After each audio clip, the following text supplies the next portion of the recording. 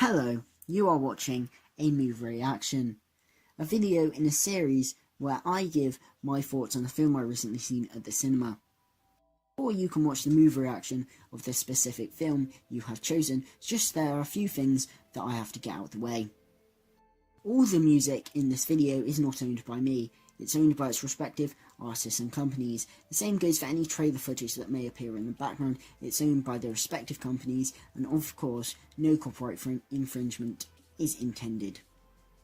And let's talk about scores, the how many stars out of 5, that is all relative to a video that I did titled Movie Reactions April to December 2018 Roundup. The scores used in this series will be through the same line of thinking that I used to come up with the scores for the films that I reviewed in that video, and won't be through the same line of thinking that I gave the scores to movie reactions that I did prior to that video. Of course, spoilers. There will be spoilers for any of the films, so obviously if you haven't seen the film and do not want to be spoiled, do not watch the rest of this video. But now that's out the way, let's get on to the movie reaction of this film.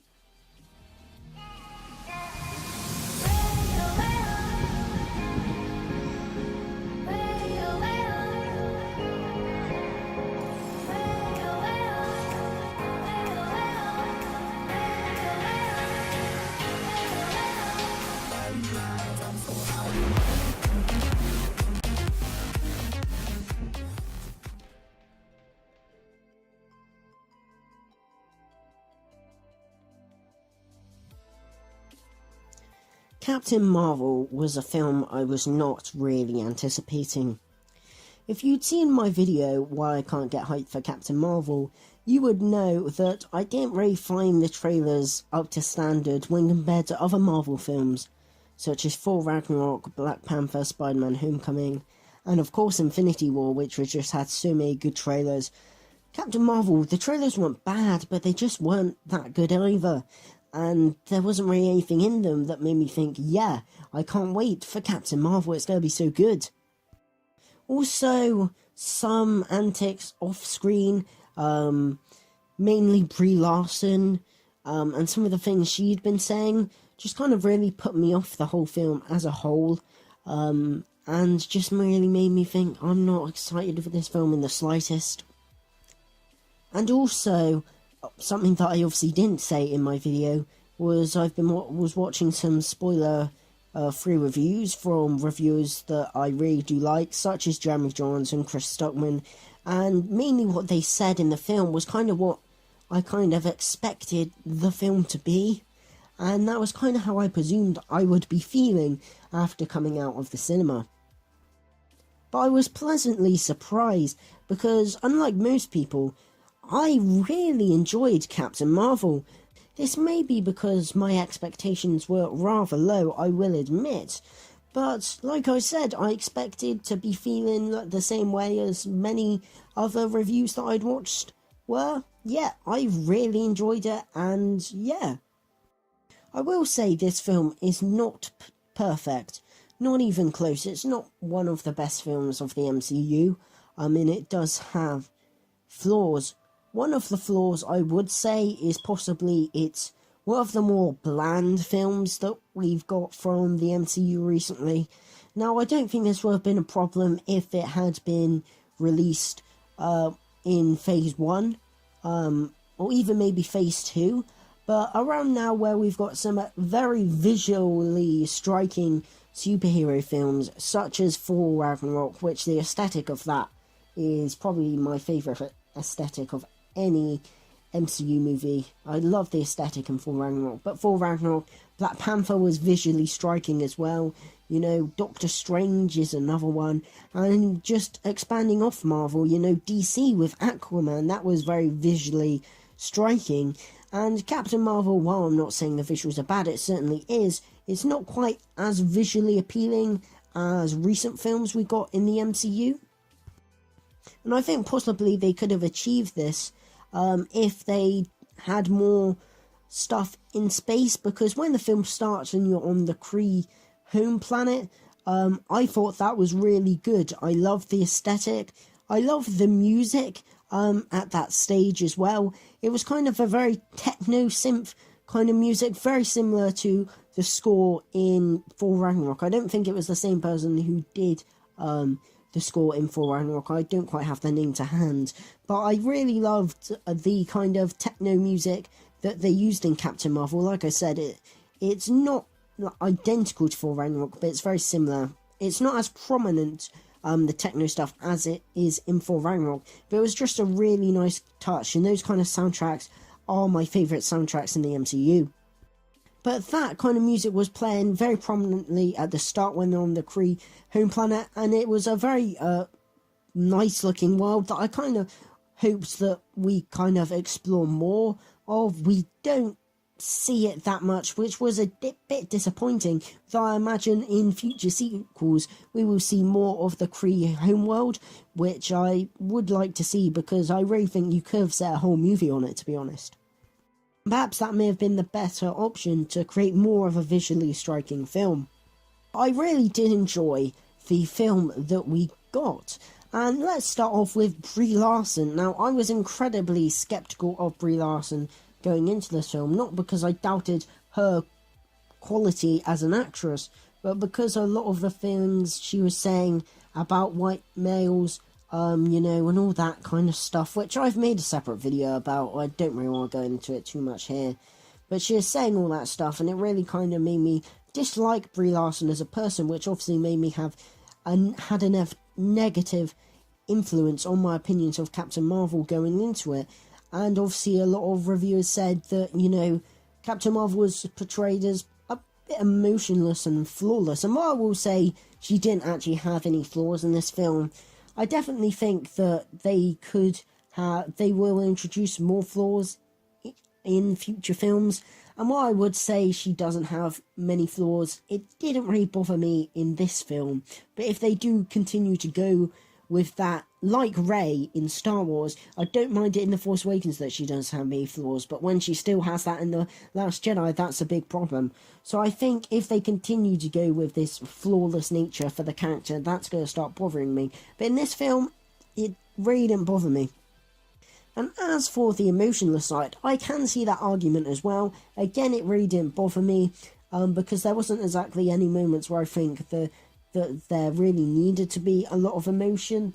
And you could say that is, you know, an error with the script, which is what I would say, but I wouldn't say that is particularly, you know, a fault of Brie Larson. And I thought she played the part quite well. I thought she was funny when she needed to be, serious when she needed to be. And yeah, I enjoyed the character of Captain Marvel a lot more than I thought I would. And Samuel L. Jackson is always great as Nick Fury, and he's really good in this film. Slightly more comical than I think we've seen him in, obviously, the MCU movies prior, but I just really enjoyed him in this film. And I mean, the CGI de-aging of Samuel Jackson and Clark Gregg, obviously, who plays Coulson, which was really nice to see Coulson back.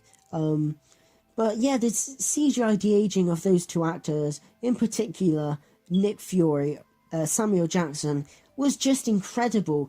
It just makes you think, you know, we're in the future of technology here, because it was seamless. I didn't notice that it was CGI at all. It was so convincing. It was just great. It was a technological marvel in the industry, really. And overall, the story, I really enjoyed as well. It's quite generic, but it's serviceable for this film, sure. And I think the tone could have been slightly improved on, but I don't think it was quite as inconsistent as some people are making it out to be. One thing I do have a problem with is the villain of the piece. Now, obviously, the villains seem to be the Skrulls to start off with, and I will say I did enjoy Ben Mendelsohn as the head Skrull. I can't really remember his name, but it was really nice. It was quite refreshing to see a very more subtle performance of Ben Mendelsohn, because I recently seen Robin Hood, and he's not subtle in that, not in the slightest. He's incredibly hammy in that. The seal at the confessional is sacred. Nothing's sacred till I've caught that thief and drowned him in a cage. It was really nice in this film to see a much more subtle performance from Mendelsohn, and I think that, the Skrulls were quite menacing. It was really cool to see like some legitimate shapeshifters in the MCU, and obviously the Skrulls are quite a prolific enemy to all Marvel heroes in the MCU. It would have been really nice to see, where they go with them in the future. But obviously it is revealed that the Skrulls are kind of good guys, and that Jude Law and the other Kree were kind of bad guys. And I could kind of see that, because obviously it's revealed they're working with Ronan the Accuser, which was nice to see him again, although he does look slightly different. And I was kind of like, yeah, they're kind of bad guys, but I didn't really expect the Skrulls to turn out to be the good guys, and that kind of made me conflicted. I'm kind of like, well, aren't they a villain in the comics? It was just a bit like, well, you kind of set these guys up not to be bad, so I'm not really sure where they're going to go with that in the future, to be honest. And Goose the Cat. I liked Goose the Cat. It was a really funny addition. It would be really cool to see Goose the Cat in the future. I don't know if we will, but it would be really cool if we do. I really like the origin story of Captain Marvel with the Tesseract. It was really cool to see the Tesseract again. There was a lot of references to the future MCU, which was quite nice. Some of them, such as the Avengers mention right at the end, maybe that was slightly forced, I suppose. I don't know. I don't quite legitimately buy that. That felt a bit tacked on, to be honest. But I suppose it was a nice scene nonetheless. It was nice to see these little links to the future MCU, I suppose. And I really liked the idea that it was Goose the Cat who actually scratched out Fury's eyeball. That was quite nice. And in the future, when he's kind of talking about he won't really tell anyone how he lost his eye, it's because Goose the Cat scratched out. That was actually quite a funny scene. And it's the kind of scene that I wouldn't usually like, but for some reason I just did in this instance. Also, just to talk about the whole feminist agenda which is with this film, because obviously it's a big thing with this film. I'd already talked about kind of Brie Larson, what she's saying it is. I didn't really get that many undertones here, if I'm being honest. There's obviously the whole thing with like the cockpit. That was a bit forced, I will admit. That was a bit heavy-handed. But overall, I didn't really feel that so much to be like a real feminist message in this film. I would say there is obviously slightly more of a feminist message in this than there is in films such as Wonder Woman. But I don't think it was really brought to the forefront as much as I feared, and ultimately it didn't really spoil this film. And in terms of its relation to Avengers Endgame, that post-credit scene was quite cool, where you see like all the Avengers, the remaining Avengers, looking at the death toll, and then they see that thing that obviously Nick Fury had at the end of Infinity War, which obviously we learned in the film, the Captain Marvel kind of used as a kind of communicator, but only for emergencies. They activated, and obviously it's there, and then it kind of turns off, and they're like, oh, what happened? And then Captain Marvel just appears, like, where's Fury? It's quite a cool scene leading on to Endgame. Obviously, it's better than the Black Panther post-credit scene leading to Infinity War, which I thought was pretty bad. Well, it wasn't as good as the Ragnarok one. But, yeah, I imagine it's a post-credit scene that will probably be in the film itself. And I don't really think it is compulsory to see Captain Marvel to understand Endgame. I don't think you need to know this film to get Captain Marvel in Endgame, really, if you don't plan to see this film. But ultimately, I did enjoy that post-credit scene. And, I mean, the tribute to Stan Lee was incredibly fitting, I think. Some of you may be wondering why at the time of Stan Lee's passing I didn't do a video as a tribute to him, and that's just mainly because I couldn't have done a video that could have paid tribute to Stan Lee, because he was just such a wonderful man who had such a huge impact or not just comics, but on cinema now, when you look at the size of the MCU, and there's just a huge hole lost by Stan Lee. He's one of those people that you kind of never imagined would be gone. But yeah, I thought that what they did in Captain Marvel was just such a fitting tribute to the man. You know, the Marvel Studios intro, where it's just like every single cameo of Stan Lee, was just wonderful. I mean, even Stan Lee's actual cameo in the film, where he's just on the train and Captain Marvel just smiles at him, I just loved. It was just such a subtle scene, and it was just great. I mean, I may have possibly preferred the whole Marvel Studios opening in Endgame. It possibly may have felt slightly more fitting there, but nevertheless, I thought it was just such a great tribute to the biggest man there will ever be in comics. Overall, Captain Marvel is a film I was dreading, to be honest, and I came out really pleasantly surprised.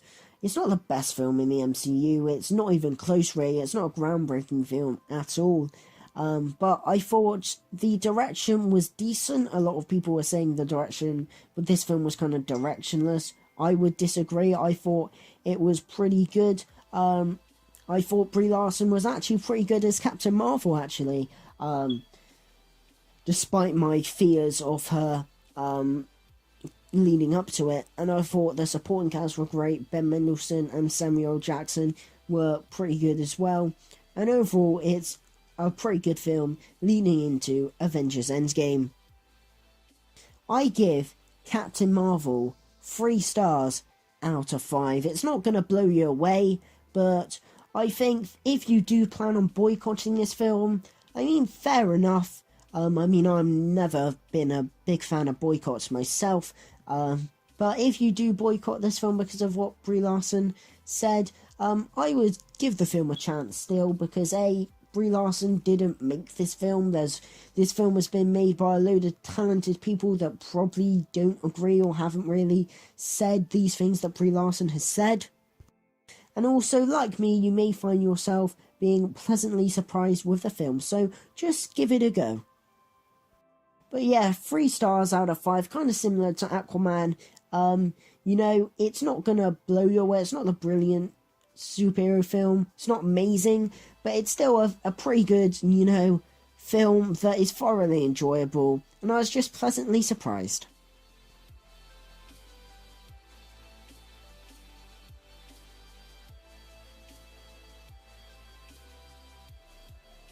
But yeah, thank you guys for watching. If you enjoyed this video, leave a like and drop a sub and hit that notification bell to stay notified for all my latest videos. And what did you guys think of Captain Marvel? Did you like it? Did you hate it? Were you just on the fence? You leave your thoughts in the comment section below. I'd be very interested to hear your thoughts on this one. But yes, thank you guys for watching. And of course, a goodbye.